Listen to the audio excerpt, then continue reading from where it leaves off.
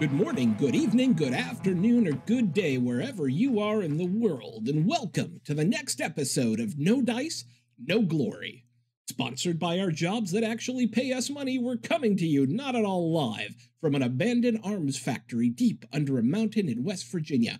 We are proud to proffer to you the finest in wargaming coverage. Without any further ado, let's get this show on the road. And welcome to another interesting No Dice, No Glory on the road podcast from Cold Wars 2018.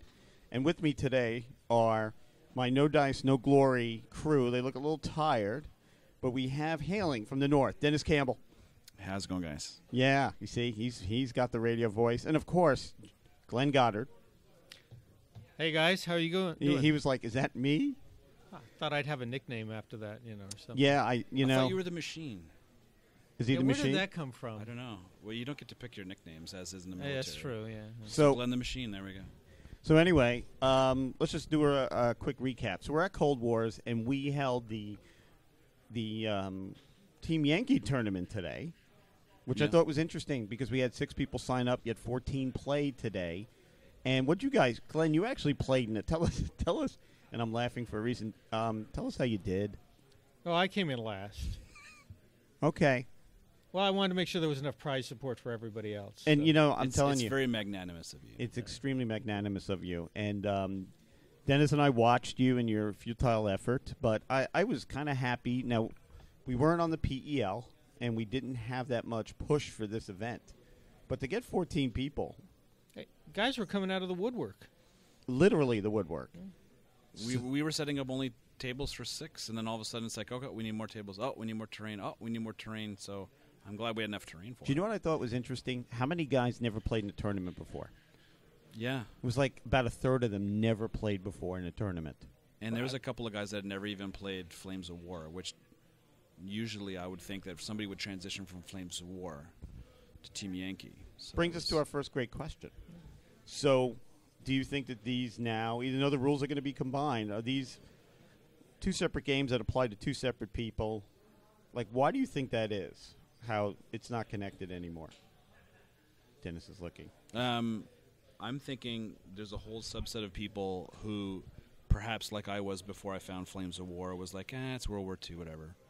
But I was more into the Cold War back then, where, and again, especially in the U.S., a lot of U.S. servicemen, active or retired, the equipment that's in the armies are either stuff that they were in or worked on or, trained against. So there's a bit more familiarity to it. Whereas, for me, I don't have any connection to like a Panzer IV. There's no family connections, no nothing. Whereas somebody who's been in the forces, in the army or the Navy or the military, they're like, oh yeah, I worked on these M60s. So maybe there's a bit more of a connection. I don't know.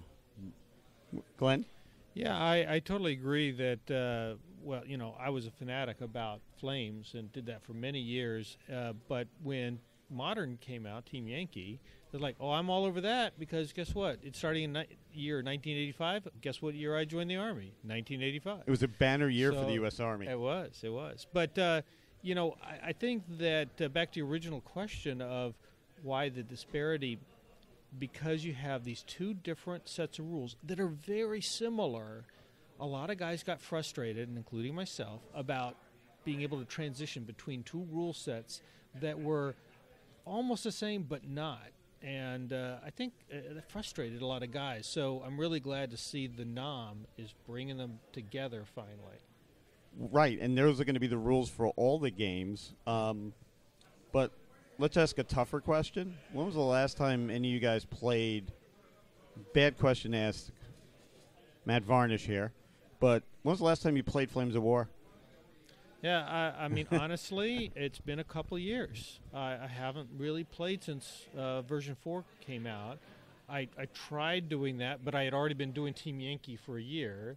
Right. And I kept getting the rules wrong or mixed up. We had a lot of people had that problem today. Very frustrating. And I think that's a huge problem that a lot of, and some people might just take to it like, a duck to water. But I know for me, I would have preferred it if the 2 rule sets were completely different. so I wouldn't get them mixed up. Whereas, Right. in version 4, there's cross checks, there's blitz moves. Like, they're very, very similar. The artillery rules are pretty similar. The morale rules are very similar, but the timing of it really makes a clutch difference. And especially for players that have, like me, who have played version 3, version 4 of Flames of War, and then now in my head is some Team Yankee, and then all the mental unlocks that I got to do with, all the different, the FAQs and all this, and then now I've got NOM that I'm doing as well. So it's 4 similar rule sets that are kind of almost the same, but aren't. So yeah, I agree. Well, and that was the thing. I remember when Team Yankee first came out, and I was very excited about that. Yeah. And I learned those rules, but they were very different than the version 3 that was also out at the same time. And I had no problem transitioning between those two. And unbeknownst to us was that Team Yankee was the beta of version 4, which we didn't is know good. we were told it wasn't going to be that. Well, but to be truthful, a lot of people thought that version 3 needed to evolve, and that a lot of people like the simplicity of the Team Yankee rule set. So I think they were thinking, but that will be the rule set to continue and become version 4. But no, they adjusted and changed some things, mostly for the better, frankly. But then it is such a subtle difference, like how does artillery work? Which way do my tanks face when they retreat from an assault? Oh, yeah, that is different. That's true. A lot of stuff that it was so close that it was difficult to transition between the two separate systems. Yeah, no, I know exactly what you're talking about, yeah. So let's talk about the tournament today. We played at 64 points. We did something a little different, which is 2-hour games. And I don't think that was a problem for anybody. No, frankly, even most games finished after an hour and a half, and it was that one game, that's going to the bitter end. You were in one of those. That took to 2 hours, but that was the rarity, which is nice because that might allow us to have more rounds in a tournament than we normally do. Yeah. So we floated out to the players today about we're going to use 64 points for Nationals, Historicon. We're going to use the same points. I think that's a good, nice little subtle place. And, I asked, Dave Griffin, how do you arrive at the points? And he's like, I just pick a number. And T64, maybe that's it. He was looking at a T64 box. But we also brought up about doing 4 rounds. Now, we couldn't have done 4 rounds today because we were scheduled to start was 10:30, and we gave people a 2-hour break for shopping. I just got to say a big shout-out to that because in the past I have come down to these events. I mean, it's a long drive for some people or flights for some people. And not being able to be in the opening, I'll say opening bell because it's almost like when they release the cattle into the vendor hall. Yeah, release the hounds. The hounds from hell. And I've missed out on not even great deals. I've missed out on where people were sold out of stuff because I was in a tournament. And so I was supposed to be the ringer and I didn't play, so this time I was able to go shop, but I mean, as a player, that was huge because I know in the past, when I came down to Historicon, I'm like, Nobody complained about it. No, which was awesome. Yeah, and in the past, where it's like, I show up and the box sets that I really had my eye on were already gone. Oh, we're going to get to what you bought today, by the way. Oh, are we?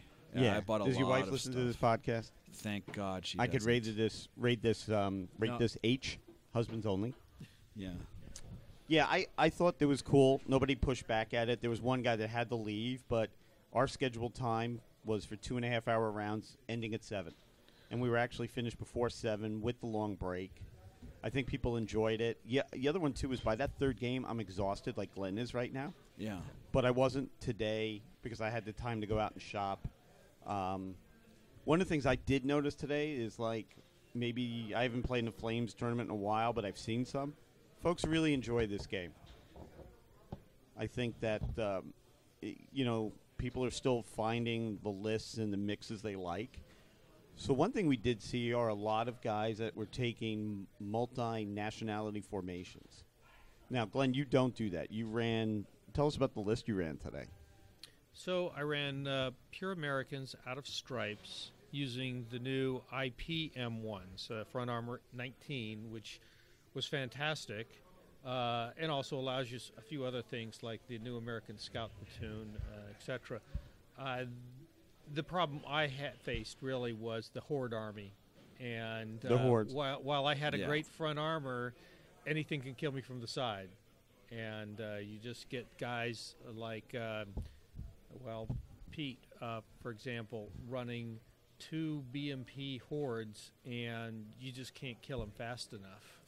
To be fair, he spearheaded through a small gap. Like, that was, I don't want to say 1 in a million, but that was a very unlikely outcome, especially that he had to bank. Like, me as a Soviet player, I know that certain tanks are immune to me and my infantry, like Leo 2s and your IPM 1s. And the only way to get rid of them is what he did, which is all he had to do is bounce you back from the objective.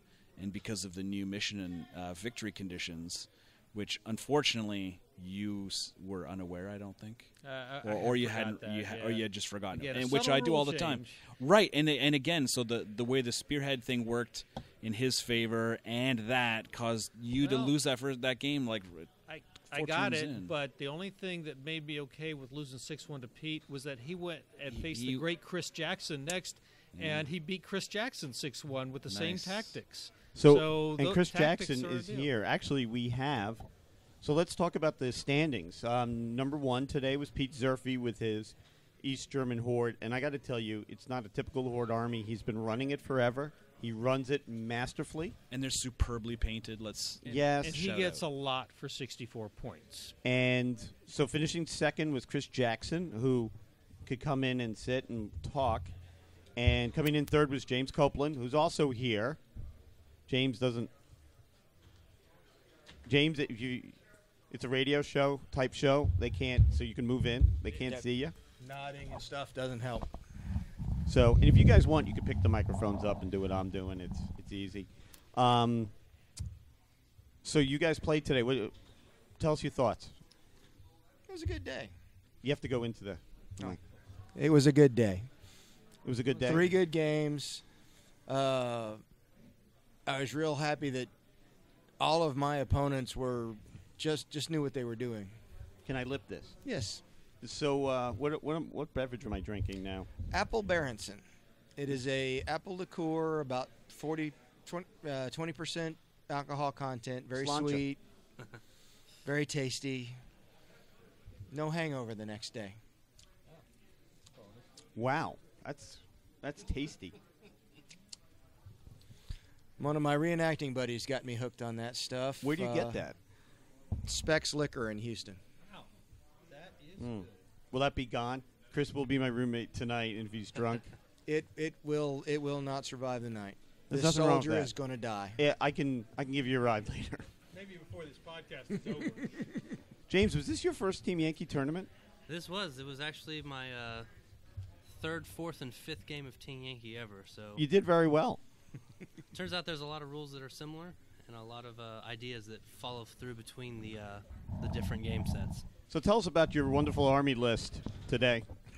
Well, it was a good list. Not what I would personally bring, but overall a very strong, solid list. I was British armored squadron from Team Yankee. A lot of chieftains and an infantry platoon supporting. So one of the things that was interesting that you said is that if you were to do your own list, and he borrowed my stuff, so look, I mean, it's my stuff's crappy painted, but at least I get to use it, or somebody uses it.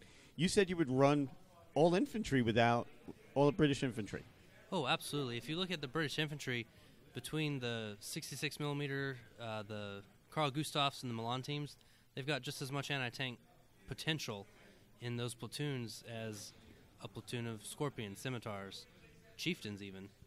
And one thing I noticed, too, we're talking about the mission plans, the battle plans, you picked up on those rules real quick to how to kind of use that for your benefit. Absolutely. Picked up real quick that the Brits need to attack at night, and with the battle plans... That sounds familiar, doesn't it?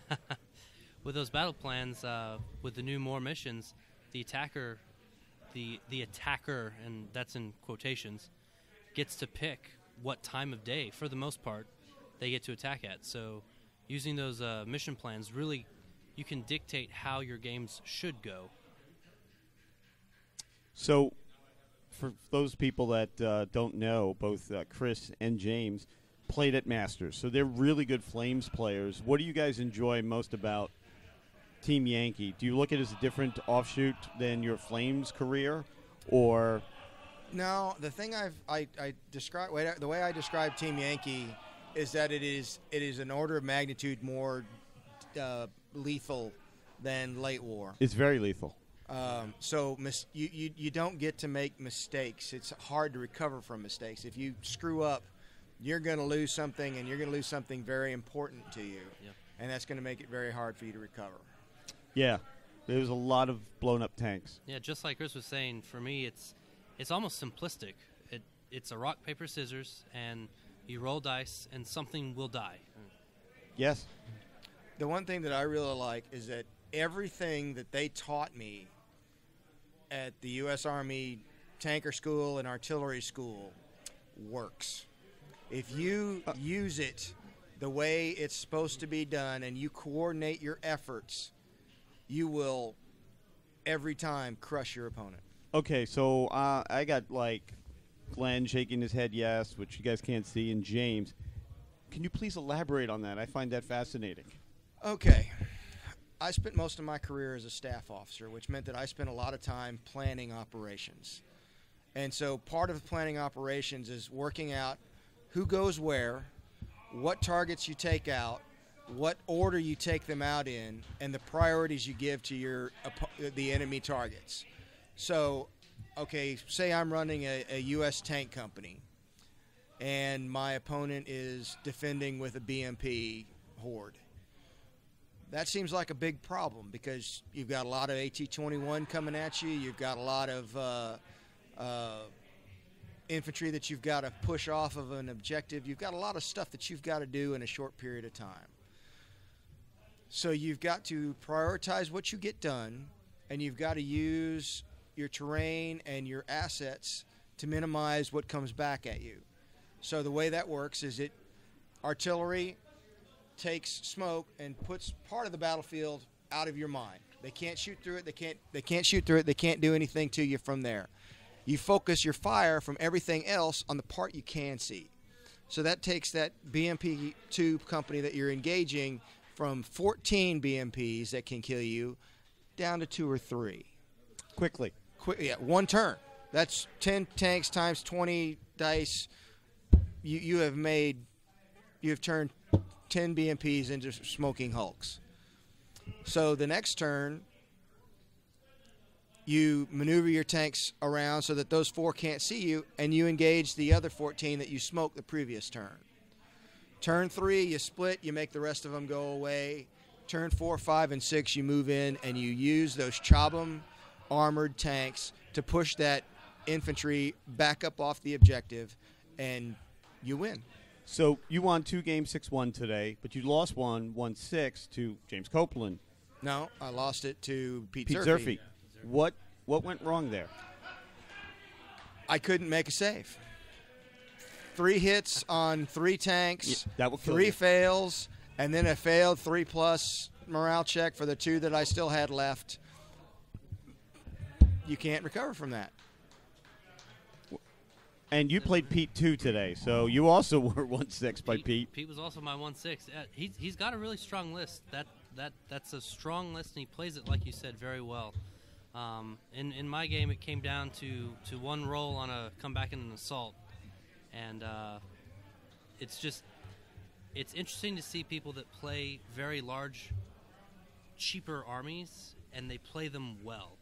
Yeah. Because I find that for the most part, the meta, if there is such a thing, is people try to get veterans, or they try to get the really heavily armored tanks, stuff that is what you would deem unkillable. And it's just not, I find it really relieving to see other people that play those horde-type armies and not just play them because, wow, you get a lot of stuff, but play them and judiciously go after an objective. And Pete's good. And yeah, it was Glenn, a good you game. played Pete 2. How'd that turn out?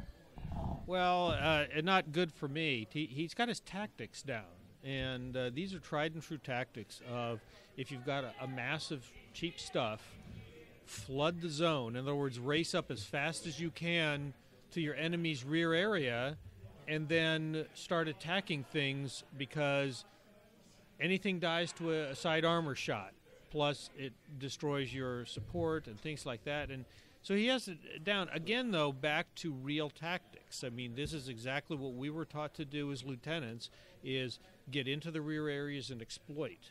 Another thing would be suppression of enemy air defenses, or SAD, as we people seem to want to attack with air right away. No, wait until you can scalpel out his anti-air and then attack. Segregate, wall things off with the wall of smoke that you can drop. Just try to focus and concentrate your fire on a certain element and try to get them to make at least a test, if not make them, combat ineffective, as we say. I've got a question for you Army guys, you U.S. Army guys. Do you find that the combined arms approach works, I don't want to say as effectively because I don't think it does, but in Flames of War? And I ask because I've got locally where I play, there's a couple Army guys up there, and there's one guy in particular, he's like, I want to run combined arms, but he plays Africa Corps and there's not enough points for mid-war. Do you guys find, those of you that play version 4, that while the combined arms works, like the tactics work as you've been taught for Team Yankee, does it work for Flames of War? I mean, I'm a civilian, so I have no idea, so I defer to your expertise. It works better in Flames in my experience. I have been very successful having a all-Soviet tank army or all-Soviet infantry. But when you're talking Team Yankee, you absolutely have to have combined arms. Now, it doesn't mean you have to have tanks, for example, but you have to have every one of those tools in your toolbox if you want to be successful. I haven't seen any one-dimensional army ever succeed in Team Yankee. Chris? I completely agree. In Flames, it's harder to make it work because the stuff doesn't work as well. Your firepower isn't as effective. Your armor isn't as effective. Your anti-tank guns, start degrading every time you move. You've got to. You still use the combined arms, but it's a slower process because it takes time to get everything into position and to make it work the way it's supposed to. Both because the stats of the weapons are less effective, and because the way the tactics or the way the equipment works isn't as effective as it is in Team Yankee with things like advanced stabilizers, laser rangefinders, stuff like that make an Abrams platoon just incredibly lethal. But they can still be assaulted off of a position, as we saw today with Glenn. Exactly. And you say that, and that's super interesting because I've got guys in my area who are like, it seems that it works backwards, because it's super lethal in Team Yankee, late war, Flames of War. Well, there's a lot of lethal stuff, obviously. Mid-war, this is what you described, and then I've got some people who don't like early war because it's like, well, all my shots bounce, and I'm like, yeah, but that kind of makes it interesting. It's a bit more forgiving because some shots might bounce. I don't know. It's just kind of a weird dichotomy because it's true. In early war, there's very few things that just slam through, right? Except for infantry. Well, I mean, in terms of punching through, like firepower, but infantry hordes, you don't have to worry about firepower. But that's the frustration.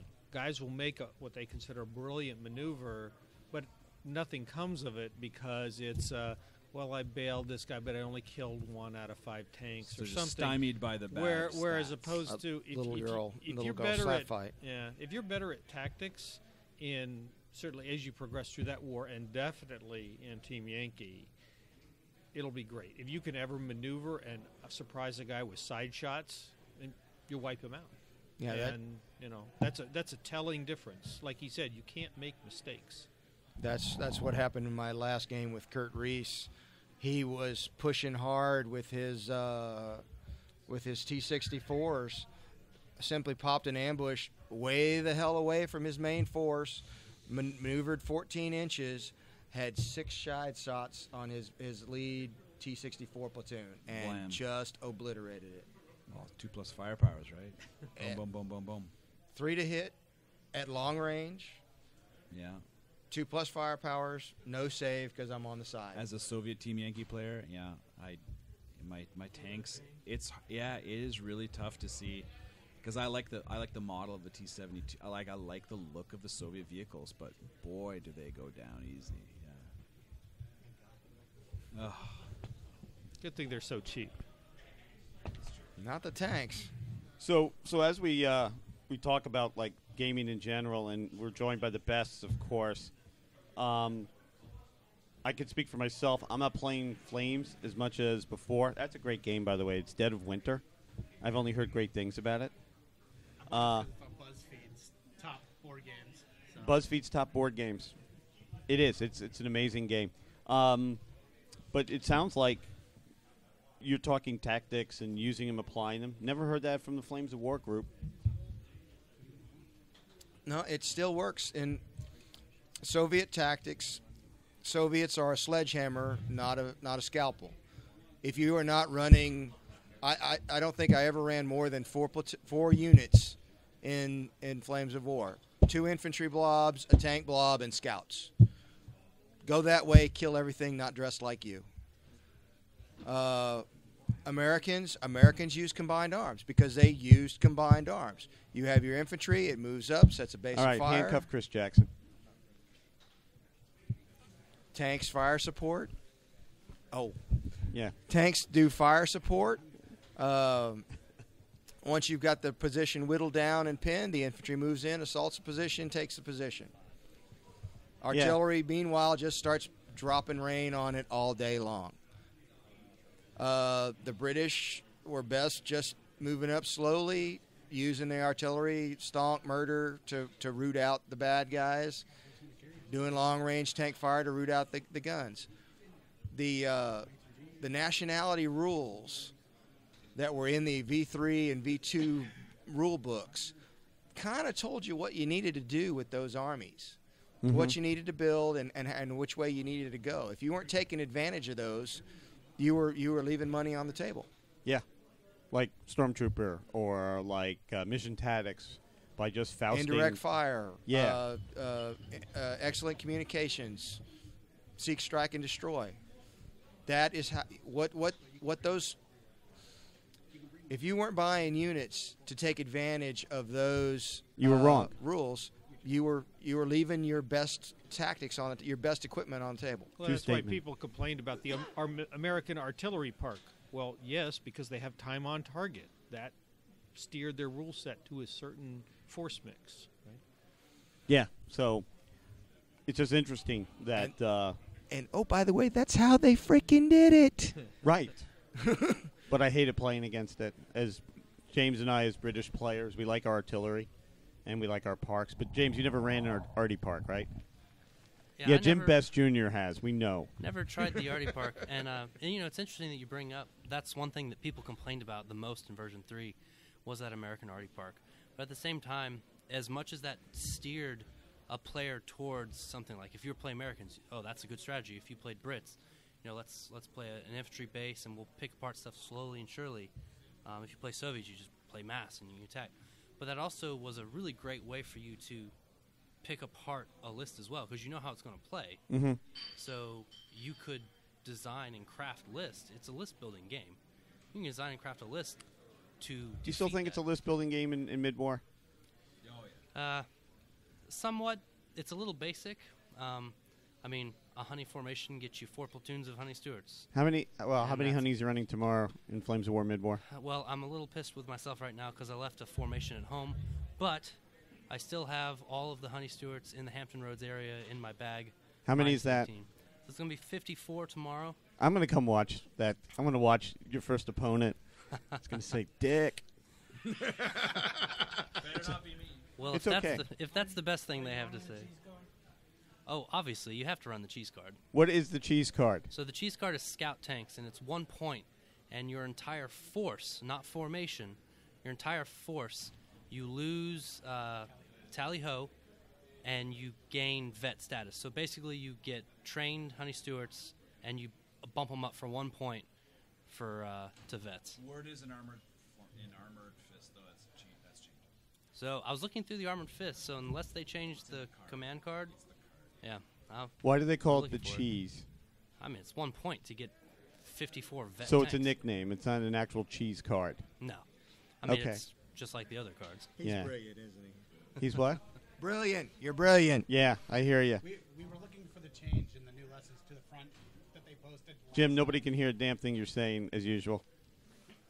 We were looking for the change for scout tanks to be posted in the new lessons from the front that they posted last night, but it didn't happen. All right, so Battlefront, if you're listening to this, Jim Best Jr. and Senior say it didn't happen. They're not happy. It's okay. They know you guys very well, the best. So we're at a convention. It's the first big convention 2018, and since there's like 10 of us here, let's go around and see what we're excited about. We're looking forward to this year, either toys, and we don't have to talk about Flames, events, anything that we're excited about coming out this year. Let's pass the mic around. We'll do the start with Jim Best Senior. Oh, I'm excited about what I've seen in Armored Fist. You like that? Yeah. What about Armored Fist excites you? Do you play Crocs. Brits? I don't, but I'm an American player who gets to use British stuff. I got to tell you the truth. So it's ingenious, in my opinion. Battlefront did that because, so I got the Force cards for Late War. Right. But I'm like, shit, I want to run American tank destroyers, so I got to buy all of them. I know the only one I don't have to buy is Soviet, but yeah, I got to buy all of them because I want to run some American TDs. I don't like that. The American TD is the only unit that doesn't suffer the +1 penalty to move and shoot. Yeah. So I'm not happy about that because and you it's really got a front of 5, so you know. because if you're an allied player, you can pick and choose, especially like an American or British player. You can pick and choose now the best of two armies. Correct. So, all right, I'm glad you're excited about it. Dennis Campbell, Matt Varnish. Because I've got this rant and it's been building for a while. So You know, 6-pounders were used by every nation in World I know. War II. So here's the thing. I loved version 4. Like I like the concept of the rules. The books now are going in the right direction. The only thing I don't like is how everybody can use everything. I mean, really. I mean, the Italians can... Sorry, so the U.S. can use 6-pounder guns as allies. That's fine. They don't have to buy a formation. I think that's kind of Yeah, The not happy about that. Yeah, so Americans can use 6-pounders. British can use 6-pounders. Germans can use captured 6-pounders. And now Italians can use German captured 6-pounders. And I mean, I'm no history buff, but I didn't realize that there was some secret 6-pounder factory in Worcester, England, that made hundreds or thousands of 6-pounders for all of mid-war to use the same gun. And It was a to very me, popular weapon. yeah, you know what? It's only because it's better in the rules, and I just feel that while there's a lot of steps that Battlefront has taken and missteps, and let's all admit, but it's seemingly the last couple of books have been really, the American book is good, the Avanti book is good, the Armored Fist one is good as well, but then this might just be me, but it just seems like Battlefront's ruining their own game by allowing, like, what's next? Can Italians take Tigers now? Through some magical card that you got unlock, or you have to print off a forum post that Phil Yates posted to unlock these magical captured Italian. The Italians can take a Tiger because they could take a German Tiger platoon for 29 points. No, they can't because it's support. That's correct. They can only take that's core. right. They can only take core. But then I still don't get how an Italian can use a captured 6-pounder out of the German list without having to take anything. To me, it just makes no sense. And I know I'm ranting, but No, I think it's a good point. while James Best is excited because he's using the allies, and I like using allies as well, I just think it's seemingly getting abused. I get that there's cards. You should be able to follow the rules for the cards, and it says you get to use the cards from the book that your main formation is at. But some people within Battlefront seem to, you can do whatever you want. And unfortunately, that's great for a home game, where you're playing with your buddies, with some beers. But in a tournament setting, Like when you're going to bazinga some guy with some weird unlock, oh, well, Phil posted this on a Facebook or forum, and your opponent's like, what are you talking about? And somehow that's got to be tournament legal? I don't know. For me, that just seems It's not tournament legal. Downhill. Yeah, You know what? A tournament organizer might just say yes. Brian tomorrow might say yes to somebody who shows up with just that card. Or a print off of that card. So we got to talk later to see if that actually happens. It'll be interesting. It's almost like we want you to get a collection of stuff, and you can play your collection of stuff. And that, to me, is not list building. That It goes back to the list building part where I think it goes back to the list building part where you can take different parts from different armies and create a coalition. You know, I'm running Humbers tomorrow with rifles, you know, so and tank destroyers. But you know, at 115 points, why wouldn't you go? You know, for some Brits, some of the best of the Brits, actually. You know, I don't have 25 pounders in my list, but no, and I'm all for that, but it just seems I can see taking one ally, but it seems to be getting ridiculous. But that might be just me. well, I think your tournament organizers can limit that. Maybe you can put a limit, But they're not gonna. maybe. I mean, depends on the theme of your tournament if you have one. When was Yeah. the last time you saw a themed tournament? Not since version 3. I mean, you know, you get to play a camel in this game. And you know the old saying, right? What's a horse designed by committee? Yeah. A camel. And that's it. You really get to build these gee-whiz great forces, taking what's best from... I'm just not a fan of it because there's certain things I liked that were like the little intricate things. certainly can do the same thing in Team Yankee. Yeah, you can in Team Yankee, but But you have to take a formation of it. It's You gotta different take a in formation. Team Yankee. In version 4, you can take just one. You can take one Italian. Sorry, if you're Italians, you can take one German card of captured 6-pounders. If you go by a forum post by Phil Yates. Oh, really? Exactly. So your skepticism is exactly my point. I thought you had to take core formation. Oh yeah, and that's written in there, but he's then changed his mind on a forum post. Well, forum posts aren't rules. Okay, so when somebody shows up at a tournament, if a TO says yes, it's yes. and somebody will say, "Oh, Phil, really?" So, and I've already been in an argument with somebody that said, "Yeah, but the designer of the game came in." Okay, well, if you know, as a tournament player, if it's not in the rules, it's not being played. Well, also, I agree with that too. The captured 6-pounder for the Germans in the German infantry company, it is a core unit to have the whatever the German gun is. So Pack 38, the 50 Pack millimeter. 38. So that's how that is possible because it is a core unit. To take a card from another nation. I'm done. No, go ahead. Chris, hand that back to him. The Humber is a formation. The Humber is a formation, so you could take a Humber formation. No. I know. I'm just getting back to the taking one card as a unit that you didn't even like. An Italian player's taking a German card that's really a captured 6-pounder. Anyways, I'm done ranting about that. What am I excited about? 2018, all the stuff I bought. You did buy a lot of good stuff today. I did. There's a company that was making 3D scans of my head. Yeah. And are putting it onto a Roman commander for my 28mm Hail Caesar. Are we going to get to see that tomorrow? Hopefully, if they turn out. So they scanned me today, and I'm going to get to see the printouts tomorrow. So I asked them if they will do any other body appendages to make into a miniature, and the lady's like, I'm going to call the cops. Well, I don't want to paint any of that. Yep. All right, Chris Jackson, what's your big plans for 2018? What are you looking forward to?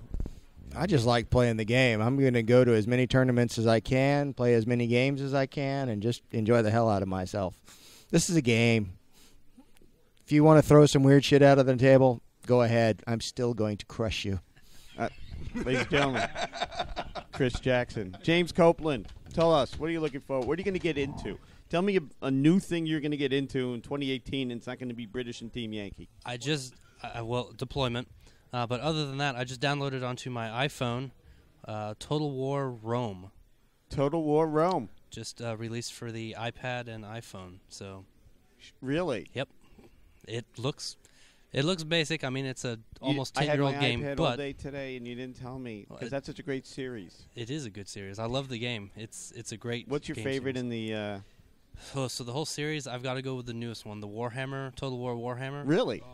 Absolutely superb game. They went way above what I was expecting. Full retard. Full retard mode. Way above what I was expecting, and I was kind of worried how they were going to put magic and flying and all this stuff into the game, and they did a really great job. And if you're a fan of the series, if you don't already have it, I would highly recommend it. Mine was Napoleon, but I'm gonna have to go download. We better have Wi-Fi at the Fleabag Hotel we're staying in, Chris. Jim Best Jr., what are you looking forward to, but other than killing your father and Secret Hitler? It's usually the other way around. He usually kills me off. I know. But I just bought Dead of Winter, The Long Night, and hopefully that's as good of a game as you say it is. I think you'll enjoy it. I've never played it. Well, maybe we can play it tonight. Maybe we could. Maybe we could. But like my dad said, The Armored Fist, that's coming out. And Such a sexy name for a book. Just a little. I like it. But I'm traditionally a British player, so I tend to play the artillery batteries. And now I just use them as gun lines. And it's still as effective. And the issue with the 6-pounders, I see that. You should only be able to play a card from your main formation, and that's it. Because then you're just, again, able to do way too much. Right. The product line of Battlefront, I still think is beginnerish. I'm still waiting on Matildas. When are they going to come out with Matildas? Yeah, or minor Axis nations. Maybe they won't. Exactly. But that would be a disappointment. All right, Glenn. Well, I'm very excited about painting up my Marines, but I never realized how many Marines are in a single platoon. I'm painting lot. about 50 figures for one platoon, and I've got to make 2 platoons. But I think the Marines are the hardest infantry in Team Yankee now.